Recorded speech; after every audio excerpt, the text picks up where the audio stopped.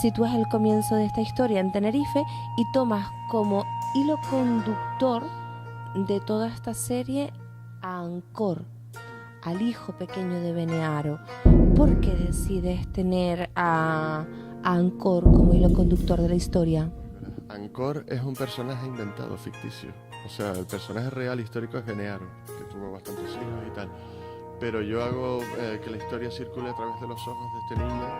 El primer número es un niño, el segundo número es un adolescente, el tercer número es un adulto. Y en el cuarto número ya es una persona mayor que termina siéndose un anciano en el mundo castellano, ¿no? Entonces él es el hilo conductor porque está a través de todas las batallas importantes que hubieron en Tenerife. Esto es de la conquista de Tenerife nada más. Y convive con los principales menseyes, es testigo finalmente del amor de Daci por el capitán Fernando del Castillo, y entonces él es el que es testigo de todas las historias y que sufre los secuestros de familiares, la pérdida de su pareja, y a través de todos estos hechos emocionales pues uno entra en esta historia sin ser de una manera pesada, de una manera literaria, sino de una manera visual. En una sola página, que tiene, creo que son 9 viñetas, casi geométricas, ¿no? Al estilo de las páginas de Gibson, por ejemplo, ¿no? Establece lo que es el devenir del futuro de las poblaciones que se integraron, ¿no? Y pasa revista a todos los personajes que han dado lugar a la saga de Ancor. La verdad es que Mora ha conseguido una narrativa que explica no solamente la conquista y los hechos de la conquista, sino también los mecanismos de la integración, los mecanismos de la fusión de las dos culturas, de la cultura aborigen y la cultura española. Una fusión que se produjo a sangre y fuego en lo que se refiere a los hombres, pero en la que el potencial femenino consiguió, como en tantos otros lugares donde los españoles ejercieron la conquista a sangre y fuego, intercambiar la herencia cultural con los propios españoles. Es un hallazgo la manera en que eso está contado.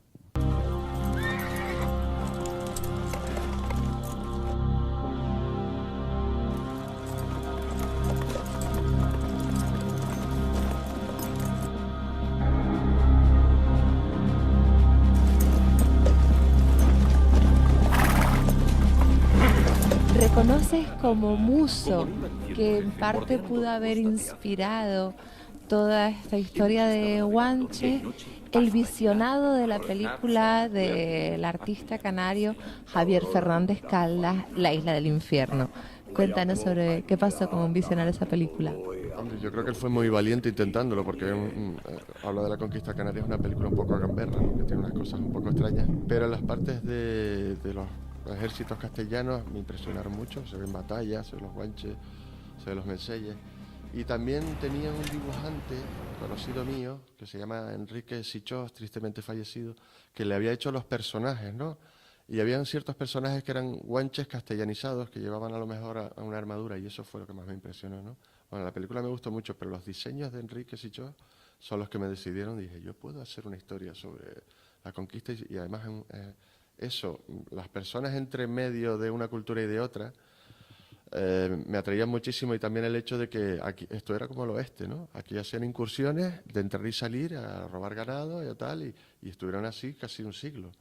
Participas en el concurso de la, por aquel entonces, aclamada y famosa revista Víbora, quizás de las revistas que más aguantó en aquella época, y no solo te presentas al concurso, sino que además lo ganas con Ola de Calor. Entonces, cuéntanos qué significó en aquel momento ese premio para ti, y añoras en el momento actual en el que estamos el tiempo aquel de las revistas en las que se aglutinaban a muchos autores, y para los autores jóvenes, para los amateurs, aquellos que estaban despuntando, era pues las páginas idóneas en las que aparecer, que a lo mejor estabas tú, pasabas 2 páginas y había una historia de Moebius o algo así, ¿no? La época más maravillosa del mundo del cómic, ¿no? Porque el ordenador no había llegado, internet no existía, y en los kioscos habían como 6 o 7 publicaciones distintas, El Cairo, Totem, El Víbora, 1984, revistas de cómic mensuales que dividían las historias de cada autor como periódicamente, ¿no? Entonces podías ver un abanico de autores muy diferentes en el estilo de la revista y engancharte a las historias que te gustaban más, y de esa manera elegir el comic book grande que querías comprar, ¿no? Porque ya sabías el autor y te gustaba.